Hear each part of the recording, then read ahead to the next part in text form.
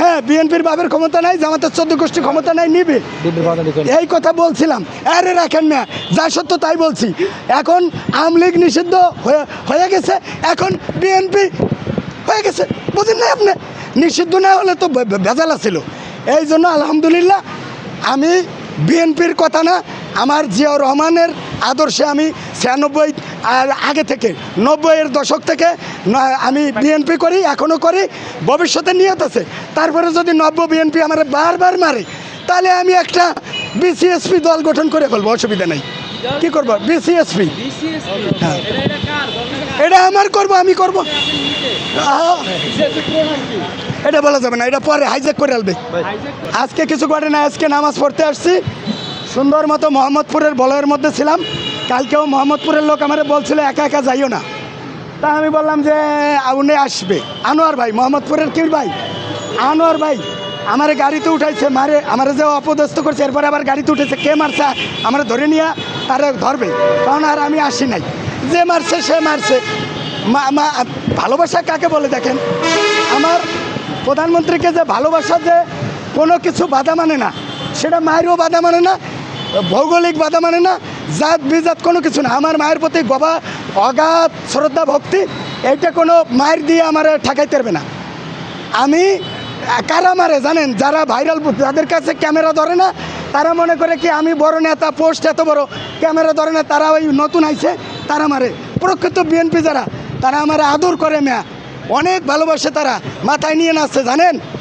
আমারে এনসিপি যখন যুদ্ধ করে ঢুকাইছিল ধানমন্ডি থানায়, তখন যুবদল, ছাত্রদল আর ওলামা দল, আমার আবুল হোসেন ভাই যুদ্ধ করে আমারে ধানমন্ডি থানা থেকে 15ই আগস্টে বাইর করছে। মেয়া আমি এমনিতে আসি না, আমার মা 10 সালে 20,000 টাকা দিছিল আব্দুল লতিফ জনি, তারেক রহমানের বন্ধুর হাত দিয়া।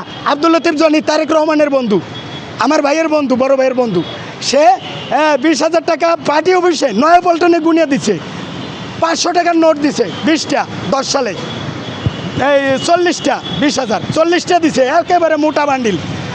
এরপরে সাদেক হোসেন খোকারে জানাইছি, মেয়র সাহেব একটা 10,000 টাকার চেক ঈশ্বর আকবরের আব্বা দিছে। এই 30,000 টাকা আমার বড় একটা ফিগার হয়ে গেছে, বিয়ার সিংহভাগ হয়ে গেছে খরচের। তারপরে আমার ধর্মপিতা আলহাজ সিরাজউদ্দৌলা, ওনার পালক ছেলে আমি, যেহেতু আমি মুসলিম, উনি বাকি টাকা স্বর্ণমন্য দিছে, আরও কিছু হিতাকাঙ্ক্ষী সবাই দিছে। এই মা, যে মা আমার বিয়ে করাইলো, সেই মার আজকে জানাজা পড়তে আইছি। দুপুরের লাঞ্চ মাগরিবের সময় করছি, আল্লাহ একটা মাছের মাথা দিয়ে কটা ভাত খাইছি। এখন এই দিকে আসছি যে আমার মায়ের কবর মাজার জিয়ারত না করে, উনি তো এখন কবর বলা ঠিক হবে না। আমার মা হলো মহিষী নারী, উনি একজন মহিলাদের মধ্যে একজন অন্যতম ধার্মিক নারী। উনাকে আমি এই জিয়ার মাজারি, অর্থাৎ বেগম জিয়া এবং শহীদ জিয়ার মাজারে জিয়ারত না করা পর্যন্ত আমি ঘুমাইতেও পারবো না, খাইতেও পারবো না। এই জন্য আমারে যারা না বুঝে মারছে তাদেরকে আমি মাফ করে দিলাম, কিন্তু আল্লাহর কাছে বিচার দিয়ে রাখছি।